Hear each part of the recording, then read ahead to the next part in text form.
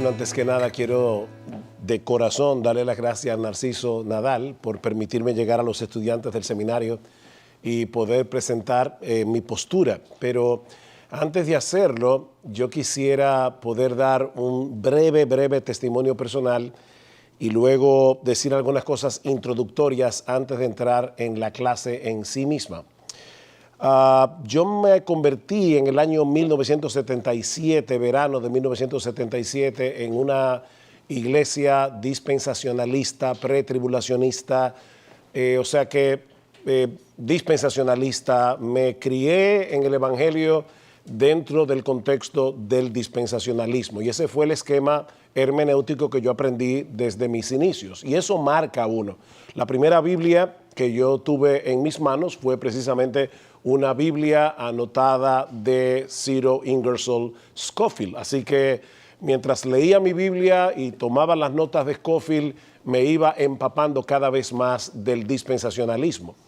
Cuando entré al seminario a prepararme para el ministerio, precisamente fui a un seminario fundado por el mismo Scofield, donde mi dispensacionalismo o mi premilenialismo dispensacional se hizo cada vez más fuerte. O sea que yo comencé mis años como creyente leyendo a Lewis Sperry Chafer o Chafer, como se dice en inglés, a Pentecost, Dwight Pentecost, a Charles Ryrie y a todos los grandes dispensacionalistas, premilenialistas de ese tiempo.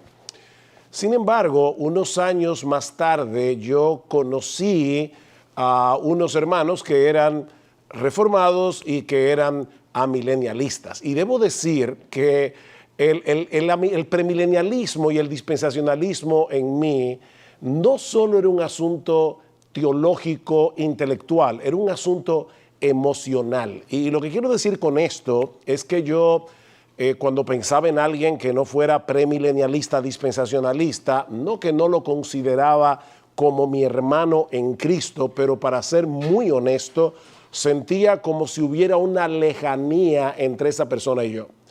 Cuando conocí providencialmente a estos hermanos que eran amilenialistas, o como yo prefiero llamarle, creían en el milenio inaugurado, porque la palabra amilenialismo es una palabra negativa, yo prefiero decir que creo en un milenio inaugurado. Yo me di cuenta que yo necesitaba estudiar este tema con más profundidad. Así que durante unos 3 años me puse a estudiar profundamente el tema del dispensacionalismo versus la hermenéutica de teología de pacto que contiene el amilenialismo. Y para ser honesto, yo al principio estaba peleando con los libros que leía. Recuerdo leyendo a Anthony Hoekema y yo todavía guardo en mi biblioteca ese libro de Hoekema con mis anotaciones peleando con el autor. Luego leí a John Gerstner y a otros más hasta que finalmente cayó en mis manos el libro de Grimshaw titulado Dispensacionalismo ayer, hoy y mañana, que era una crítica al dispensacionalismo de Charles Ryrie y su libro Dispensacionalismo hoy. Este hermano Grimshaw había sido dispensacionalista, había estudiado, había hecho su PhD en el Seminario Teológico de Dallas, Texas. Así que este hombre era un dispensacionalista carta cabal. Sin embargo, estudiando luego las Escrituras, abrazó el sistema de teología de pacto y el amilenialismo. Pero la caballerosidad con que él exponía el punto realmente llamó mucho mi atención. Y esa es una de las cosas que quiero decir en esta introducción. Mis hermanos, una doctrina fundamental de la fe cristiana es que Jesucristo vuelve por segunda vez. Si una persona no cree eso, es un hereje. Ahora, que nosotros tengamos diferencias en cuanto a los detalles alrededor de la segunda venida, no quiere decir que si tú eres de una postura diferente a la mía, yo tenga derecho a calificarte como un hereje. Nosotros tenemos que tener amor cristiano a la hora de debatir estos temas y espero en el Señor, y es una de las cosas que he orado antes de dar esta clase, que el Señor me dé la gentileza que debe caracterizar, el amor de Cristo que debe caracterizar a un verdadero creyente a la hora de discutir estos temas. Yo voy a presentar mi postura y evidentemente voy a tratar de demostrar que el premilenialismo está errado. Pero aún basado en mi propia experiencia, yo no soy iluso para pensar que esta clase de apenas 4 horas o lo que dure va a convencer a alguien para que cambie de un sistema a otro. Pero por lo menos yo quisiera causar cierta inquietud o por lo menos levantar la curiosidad como para animarte a estudiar más profundamente este tema, porque aunque, repito, creo que es un tema secundario en comparación con otros aspectos del Evangelio, no deja de ser un tema importante porque afecta la hermenéutica, afecta la forma como nosotros interpretamos toda la Escritura y personalmente creo que debilita en cierto grado la predicación del Evangelio, aunque conozco buenos dispensacionalistas que predican fielmente el Evangelio, y yo de hecho tengo buenos amigos dispensacionalistas a quienes respeto y admiro, y no creo que en el caso de ellos eso ocurra. Estoy diciendo que es un peligro que el dispensacionalista tiene que enfrentar al no ver tan claramente a Cristo, sobre todo en las páginas del Antiguo Testamento donde Cristo realmente es revelado. Habiendo hecho esta breve introducción, ahora permítanme hacer una introducción B. Cuando yo iba a dar esta clase, yo sé que recientemente nuestro hermano Matt Waymeyer escribió este libro, Amilenialismo y el siglo venidero, donde él rebate la postura que yo voy a presentar en esta clase. Así que voy a tomarme unos minutos para decir algo acerca de este libro, porque honestamente no puedo tomar las 4 horas para rebatir a Waymeyer y al mismo tiempo presentar la postura amilenial. Así que simplemente me voy a limitar a decir algo de entrada acerca de lo que yo entiendo que es un error hermenéutico que hay en este libro de principio hasta el fin. Y así luego puede ser que a medida que yo presente otros textos de las Escrituras, regrese a Waymeyer para explicar por qué yo creo que su explicación de esos textos no es la explicación contextual correcta. Así que voy a tomar unos minutos para hablar acerca de esto. Pero antes, lo que yo voy a presentar es lo siguiente para poder entender la crítica que le voy a hacer a Matt Waymeyer. Yo creo, como muchos teólogos amilenialistas, que la escatología bíblica es increíblemente simple. Y yo sé que eso puede sonar extraño porque la escatología suele ser un tema complicado para muchos. Pero yo estoy diciendo que el esquema o la estructura que presenta la Escritura, según mi entender de la palabra de Dios, es sumamente simple. Porque toda la Biblia está dividida en 2 grandes eras, que podemos dividir como este siglo y el siglo venidero. Todo lo que enseña la Biblia o es de este siglo o pertenece al siglo venidero. Y lo que yo voy a demostrar es que lo que divide este siglo del siglo venidero es la segunda venida de Cristo, que va a traer consigo resurrección y el juicio final.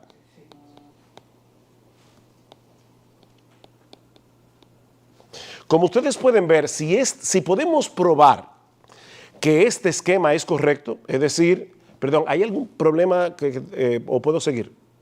Ok, perfecto. Lo que quiero probar es esto. Si este esquema de este siglo y el siglo venidero es correcto, dividido por la segunda venida de Cristo, acompañada de la resurrección y el juicio final, un reino de 1000 años es imposible colocarlo en este esquema. No cabe ni en este siglo ni en el venidero. Pero eso es precisamente lo que Matt Waymeyer rebate en este libro. O sea, Matt Waymeyer dice que no es así. O sea, él va a rebatir este esquema. Donde yo veo el problema, para no ir texto por texto, porque sería demasiado larga esta clase, donde yo veo el problema en cuanto a la hermenéutica de Wayne Meyer es el siguiente. En primer lugar, en su insistencia en interpretar los pasajes bíblicos que tienen que ver con el reino de Dios a la luz de Apocalipsis 20, en vez de interpretar Apocalipsis 20 a la luz de todos los textos claros que aparecen en el Nuevo Testamento acerca del reino de Dios. Según Matt Waymeyer, como la revelación de Dios es progresiva, la revelación final que nosotros encontramos en Apocalipsis 20 contiene información que le da color a todo el resto de las escrituras en cuanto al tema del reino de Dios, porque ese es el único pasaje de la Biblia que nos habla de un reino de 1000 años. El problema es que ese pasaje se encuentra en un libro apocalíptico, y debo decir aquí que no es lo mismo literatura profética que literatura apocalíptica. La literatura apocalíptica pertenece a un género literario donde el autor se vale de visiones, de sueños, de símbolos para poder expresar lo que quiere expresar. O sea que para nosotros, cuando decimos que la analogía de la fe nos debe mover a interpretar los textos oscuros con los textos más claros, Matt Waymeyer rebate eso y dice, no, Apocalipsis 20 es el texto con el que debemos interpretar todo lo demás y no es un texto oscuro. Entonces yo voy a rebatir eso primero, antes que nada, y quiero leerles algunos pasajes de las Escrituras. Si tienen sus Biblias ahí, les pido que me acompañen al libro de Números, Números capítulo 12. Ese es el famoso pasaje donde María y Aarón se levantan contra Moisés y Dios tiene que decirle algunas cosas a María y Aarón. Y dice en Números capítulo 12 lo siguiente, versículo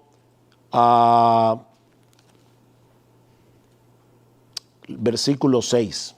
Y él les dijo a María y Aarón, oíd ahora mis palabras, cuando haya entre vosotros profeta de Jehová, le apareceré en visión, en sueños hablaré con él. No así a mi siervo Moisés, que es fiel en toda mi casa. Cara a cara hablaré con él y claramente y no por figuras, y verá la apariencia de Jehová. ¿Por qué pues no tuvisteis temor de hablar contra mi siervo Moisés? Noten que el autor está comparando aquí lo que es una revelación a través de figuras, a través de símbolos, con la forma clara con la que Dios le hablaba a Moisés. Así que hay una diferencia entre una literatura profética, apocalíptica, llena de visiones, llena de símbolos, y lo que la Biblia revela en prosa en una forma clara y evidente. Apocalipsis 20 pertenece a la literatura apocalíptica. Otro texto, Daniel capítulo 7, que prueba lo que acabo de decir, donde vemos ese contraste. Yo no estoy diciendo que un texto sea más inspirado que otro.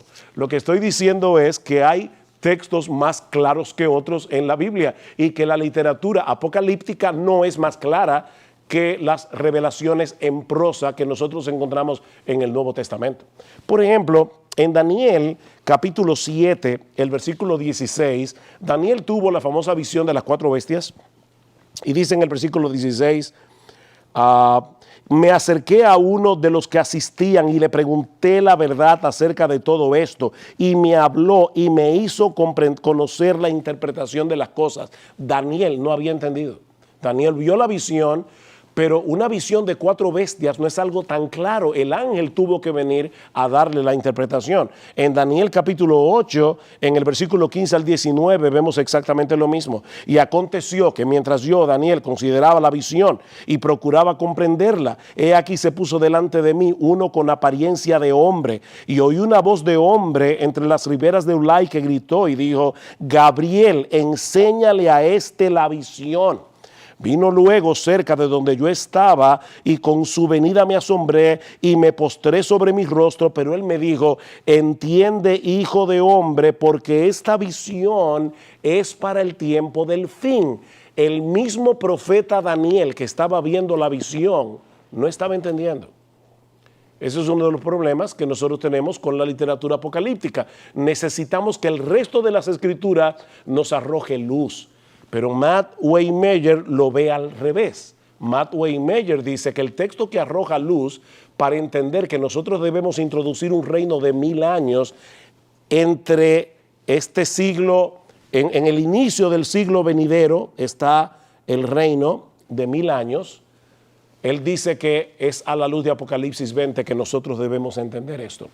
Y estoy diciendo, yo entiendo que no, que esto debe ser al revés.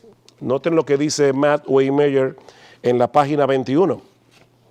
Dice, la armonización de este reino intermedio con la revelación previa no requiere que las verdades enseñadas en pasajes anteriores sean alteradas o negadas, pero sí quiere decir que reconoce la existencia de un espacio de tiempo entre los diferentes eventos escatológicos, una brecha no revelada claramente en los pasajes anteriores. Este espacio de tiempo es los 1000 años de Apocalipsis 20. O sea, en palabras más sencillas, ¿qué está diciendo Matt Waymeyer? Esta brecha no aparece claramente en todo el resto de la Biblia, pero como sí aparece en Apocalipsis 20, entonces nosotros tenemos que ahora reinterpretar todos los pasajes de las Escrituras para poder introducir este milenio allí. Eso es lo que le está diciendo básicamente. Dice lo mismo en la página 84 de su libro. Dice lo siguiente, y hermanos, créanme, para mí no es cómodo estar rebatiendo a un hombre de Dios que probablemente, probablemente, es un buen teólogo. No estoy atacándolo a él como persona, pero simplemente no creo que esa forma de interpretar las Escrituras es una forma equivocada que tiene consecuencias.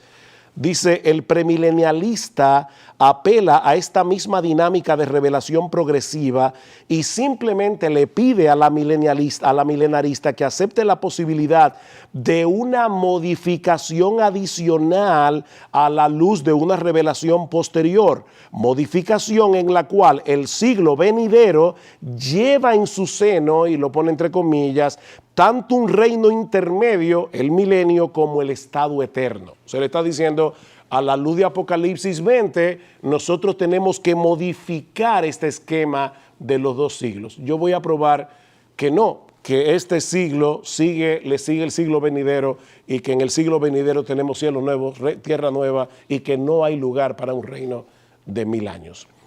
Otro problema hermenéutico que tiene el libro de Waymeyer es el siguiente. En el Antiguo Testamento, los profetas vieron la revelación profética de esta manera. Muchos de ellos, ¿verdad?, veían como si fueran los dos picos de dos montañas, y ellos veían esto como eventos que iban a suceder uno detrás de otros. Por ejemplo, se puede ilustrar de esta manera. Aquí tenemos una montaña, aquí tenemos un valle, aquí tenemos otra montaña. Si un observador se para en este lugar, él puede ver estos dos picos como si estuvieran uno detrás del otro. Él no puede ver el valle que está en el medio. Bueno, Matt Waymeyer correctamente dice, nosotros tenemos que aceptar que esa visión profética incluye estas brechas. Por ejemplo, a final de Miqueas capítulo 4, se habla de una destrucción que va a haber, que pasó cientos de años antes de la venida de Cristo, y en Miqueas capítulo 5 inmediatamente comienza con el nacimiento de Cristo en Belén, como si ambos eventos fueran a suceder uno detrás del otro. Eso es lo que nosotros vemos en mucha de la literatura profética. El problema es que Matt Waymeyer quiere meter esa misma brecha en el Nuevo Testamento, como ustedes van a ver en un momento, y mete los 1000 años a veces detrás de una letra I. O sea, cuando aparece una I, él dice, bueno, detrás de esa I, de ese evento, ahí están 1000 años más, porque hay una brecha que Pablo no coloca. Por ejemplo, en 1 Corintios capítulo 15, versículo 23 al 24, que vamos a considerar en un momento. Dice, nosotros podemos meter los 1000 años ahí, aunque Pablo no lo mencione.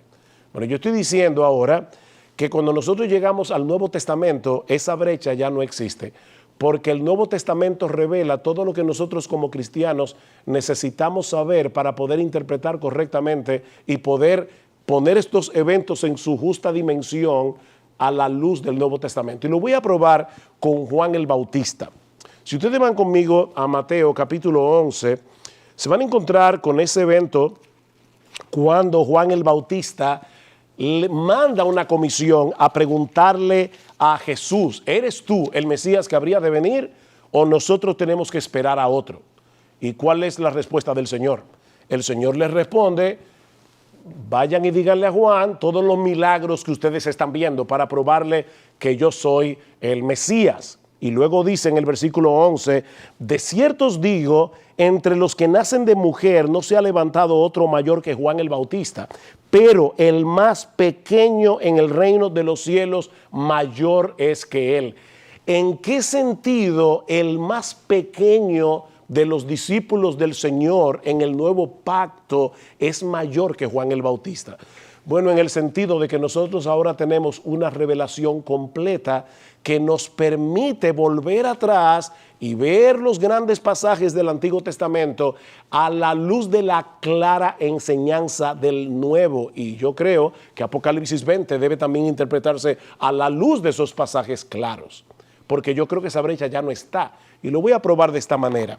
Ustedes recuerdan cuando Juan el Bautista comenzó a predicar en Mateo capítulo 3, él decía, viene el Mesías, el hacha ya está puesta a la raíz de los árboles y va a cortar el Mesías de su reino a todos los que hacen iniquidad y los recogerá en el granero y arderán por fuego, mientras que los justos serán entrados en el reino de Dios. Para Juan el Bautista, que tenía esta perspectiva profética, la venida del Mesías implicaba inmediatamente la llegada consumada del reino de Dios, donde los justos iban a reinar para siempre. Pero ¿qué sucedió? Llegó el Mesías y Juan el Bautista acabó en la cárcel porque Herodes lo metió en la cárcel. La cárcel era el último lugar donde Juan el Bautista esperaba estar a la luz de la llegada del Mesías. Y eso fue lo que provocó la pregunta, ¿eres tú el que habría de venir o tenemos que esperar a otros? Ahora, déjenme hacer una pregunta y ahora pueden responder aquí los que están, quizás los que están de la clase del seminario. Los discípulos del Señor, la mayoría de ellos, fueron primero discípulos ¿de quién? De Juan el Bautista. Así que es muy probable que los discípulos tuvieran exactamente el mismo problema en su cabeza que Juan el Bautista tenía. Entonces, ¿qué hace el Señor? Revelar en Mateo capítulo 13 las parábolas del reino para explicar lo siguiente. Vayan conmigo a Mateo capítulo 13. Mateo capítulo 13. Yo sé, mis hermanos, que esta es una larga introducción, pero no quiero ser acusado de que yo no tomé en cuenta y no le di peso a este libro que se publicó, que de hecho me llamó la atención la honestidad con la que Wayne Meyer dice en la página 17 de este libro que los premilenialistas o premilenaristas, como ustedes quieran, no han rebatido en serio este esquema de las dos edades. O sea que él está diciendo, yo he venido a hacer lo que mis compañeros premilenaristas no han hecho, que es rebatir este esquema. Así que estamos rebatiendo el mejor libro que se ha escrito hasta ahora en contra del esquema de las dos eras o de los dos siglos. Mateo capítulo 13. Nosotros tenemos en Mateo 13 la parábola del trigo y la cizaña. Y dice en el versículo 24, les refirió otra parábola diciendo, el reino de los cielos es semejante a un hombre que sembró buena semilla en su campo, pero mientras dormían los hombres, vino su enemigo y sembró cizaña entre el trigo y se fue. Y cuando salió la hierba y dio fruto, entonces apareció también la cizaña. Ustedes conocen el texto. Voy a ir ahora a la interpretación del Señor. ¿Cómo Cristo interpreta la parábola del trigo y la cizaña? Porque los discípulos, otra vez, no entendieron. Y ellos le preguntaron. Y el Señor les responde lo siguiente. Entonces, despedida la gente, entró Jesús en casa y acercándose a él, sus discípulos le dijeron, explícanos la parábola de la cizaña del campo. Respondiendo él les dijo, el que siembra la buena semilla es el Hijo del Hombre. El campo es el mundo. Un paréntesis aquí. Yo no sé cuántas veces he oído decir, como dice Jesús, en la iglesia hay trigo y hay cizaña. Pero Jesús no está hablando aquí de la iglesia. Es verdad que en la iglesia hay trigo y hay cizaña, pero eso no tiene nada que ver con esta parábola. Jesús está diciendo que en el mundo, no en la iglesia, hay trigo y hay cizaña. Y dice aquí, el campo es el mundo, la buena semilla son los hijos del reino, la cizaña son los hijos del malo, el enemigo que la sembró es el diablo, la siega es el fin del siglo, el fin del siglo. Capten eso ahí, que lo veremos después. Y los segadores son los ángeles. De manera que como se arranca la cizaña y se quema en el fuego, así será en el fin de este siglo. Recuerden lo que Juan el Bautista profetizó. Viene el Mesías y viene con fuego para quemar la cizaña. Y Cristo dice, sí, pero eso va a ser en el fin del siglo. Enviará el Hijo del Hombre a sus ángeles y recogerán de su reino a todos los que sirven de tropiezo y a los que hacen iniquidad y los echarán en el horno de fuego. Allí será el lloro y el crujir de dientes. Entonces los justos resplandecerán como el sol en el reino de su Padre. El que tiene oídos para oír, que oiga. Esta parábola tiene un gran problema. ¿Alguno de ustedes captó cuál es el problema de la parábola del trigo y la cizaña? ¿Por qué es un gran problema? Si ustedes conocen Mateo 13. Bueno, el gran problema de la parábola del trigo y la cizaña es que no tiene ningún problema. Ahora, ¿por qué eso es un problema? Porque en el capítulo 13 el Señor comienza diciendo, yo les voy a revelar los misterios del reino de los cielos. ¡Wow! Los misterios. Un misterio es una verdad que no puede ser conocida a menos que alguien me la revele, a menos que Dios la revele. Entonces Cristo está diciendo, les voy a decir un misterio, y es que en este mundo, hasta que Cristo vuelva, habrá gente buena y gente mala. No sé qué tiene eso de misterioso, porque eso lo sabemos todos, ¿o no es así? Que en este mundo hay gente buena y hay gente mala. Entonces, ¿por qué Cristo le llama a esto el misterio del reino de los cielos? Bueno, esto es un misterio por el hecho de que el Mesías vino. Y cuando el Mesías vino, inauguró su reino. Y eso es precisamente lo que Juan no podía entender, que a pesar de que el Mesías ya había inaugurado su reino, digamos que ese es el principio del valle, todavía aquí hay trigo y hay cizaña, y así será hasta el fin de este siglo. Ellos no podían entender eso. Cristo está revelándole a los discípulos algo que ellos no sabían. Y es que el reino de Dios iba a venir en dos etapas. Eso es lo que Juan no estaba viendo. Porque Juan estaba viendo los dos picos uno detrás del otro.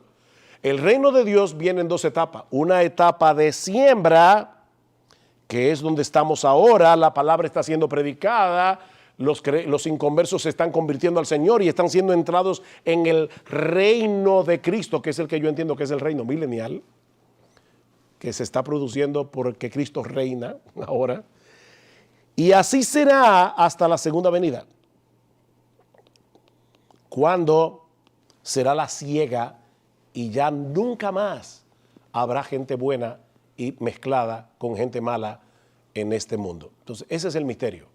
El misterio que los discípulos no entendían y que Cristo no solamente explica en la parábola del trigo y la cizaña, sino en todas las parábolas que aparecen en Mateo capítulo 13. Aquí tenemos una mezcla, a pesar de que ya el rey vino, a pesar de que el rey ya inauguró su reino, pero es un reino inaugurado que no ha sido aún consumado. Entonces, meter esa brecha en el Nuevo Testamento es un problema. Porque no está reconociendo el hecho de que nosotros tenemos una revelación completa que ha cerrado la brecha. Las brechas las tenían los profetas del Antiguo Testamento, como dice Primera de Pedro, capítulo 1, versículo 10. Los profetas que profetizaron de esta gracia destinada a vosotros inquirieron y diligentemente indagaron acerca de qué tiempo indicaba el Espíritu de Cristo que estaba en ellos, el cual anunciaba de antemano los sufrimientos de Cristo y las glorias que vendrían tras ellos. Pero a ellos se les reveló que era para nosotros que Dios les estaba revelando estas cosas. Es decir, que los profetas del Antiguo Testamento no entendieron muchas de las cosas que ellos mismos escribieron. No podían entenderlo porque le faltaban piezas, pero nosotros tenemos esas piezas en el Nuevo Testamento. Así que yo creo que los dos grandes problemas del libro de Waymaker es, como decía hace un momento, primero, insistir en que Apocalipsis 20 es la carta final de Dios con la que Él explica todo lo demás. O sea, como es el único texto que habla de un reino de 1000 años, Él dice, nosotros tenemos que interpretar todos los textos acerca del reino a la luz de Apocalipsis 20. Y tenemos que introducir el milenio de alguna manera. Si podemos probar que ese milenio espiritualmente ya se está llevando a cabo, entonces ese argumento no es válido. Bien, habiendo dicho esto, vamos ahora a mi esquema de los 2 siglos, que es lo que yo pienso presentar ahora para poder probar, ¿verdad?, mi punto del milenio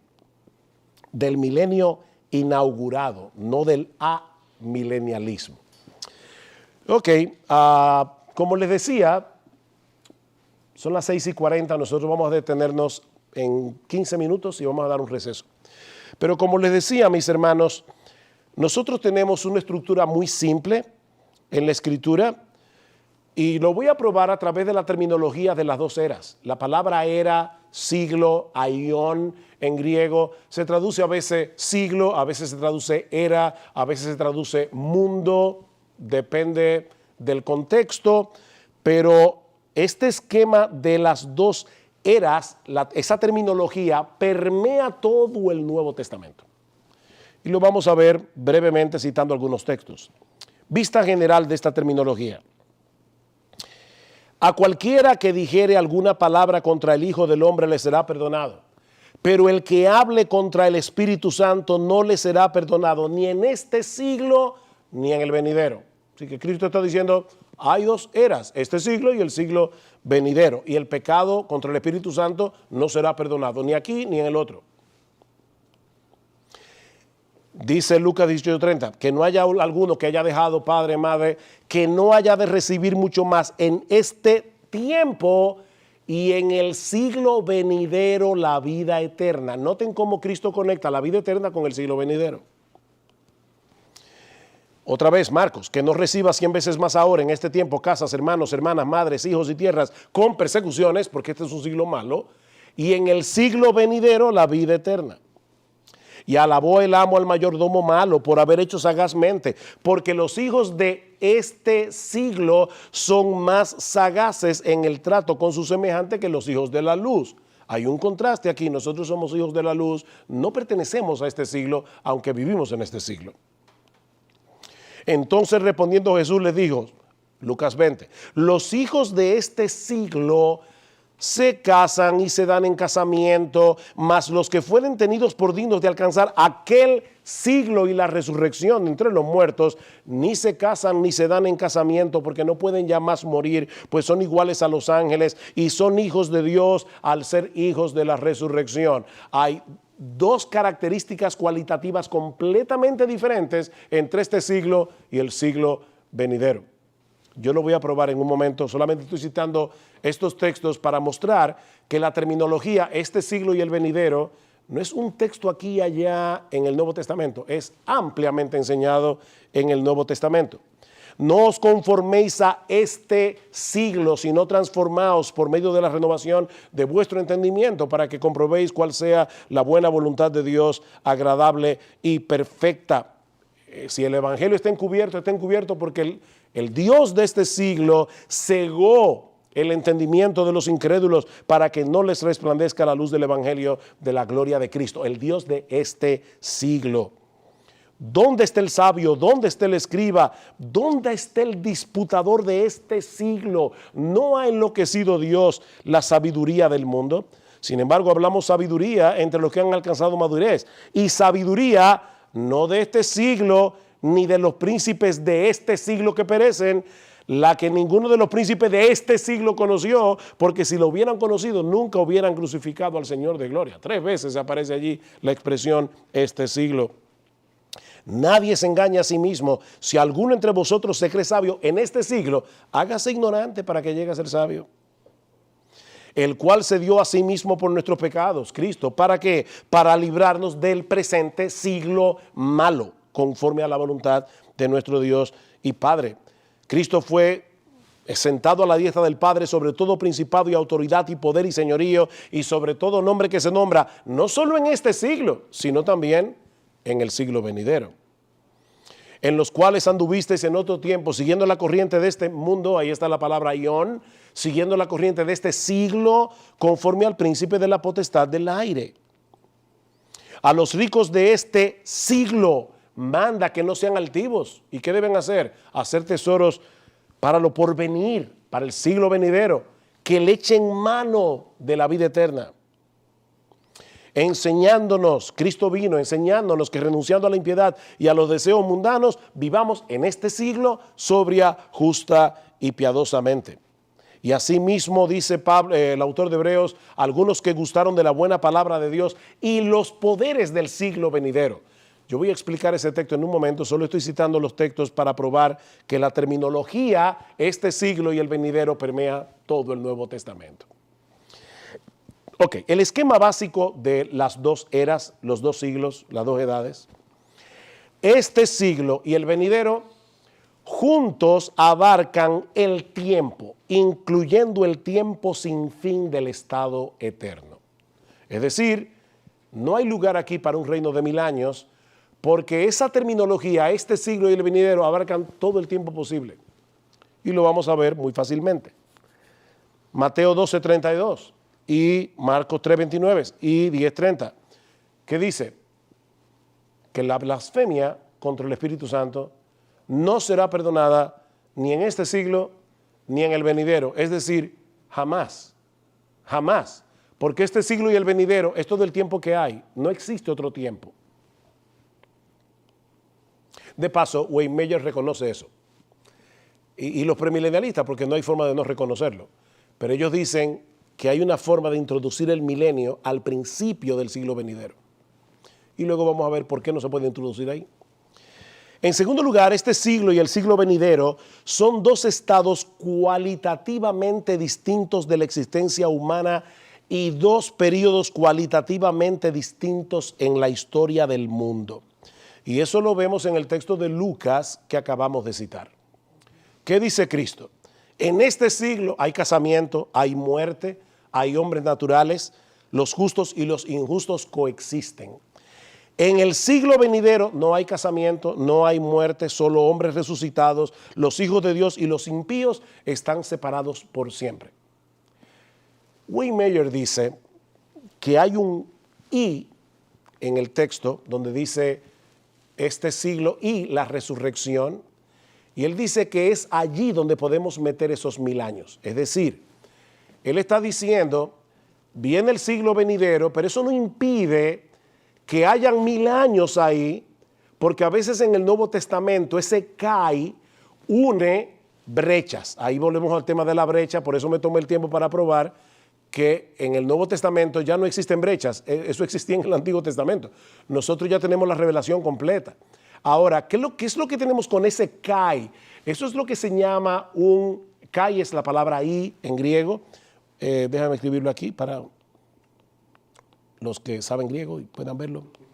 Ese "kai" es un "kai" aposicional. ¿Y eso qué significa?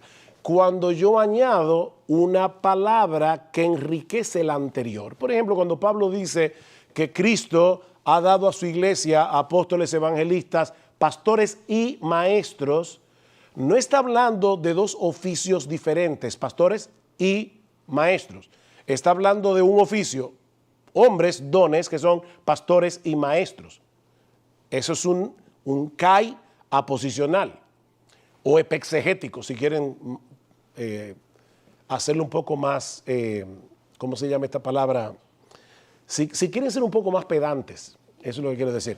O sea, ustedes usan la palabra epexegético y la gente va a decir, wow. O sea, un poquito más pedante, epexegético. O sea, la idea es que si Cristo no estuviera aquí hablando o conectando este siglo y el venidero, la expresión este siglo no tiene ningún sentido. Es como si Cristo estuviera introduciendo en el pasaje un elemento que no tiene sentido en la historia. Una de las cosas que dice Matt Waymeyer, y de lo que tiene razón, es que la carga de este pasaje está en la resurrección de los muertos. Bien, estamos completamente de acuerdo.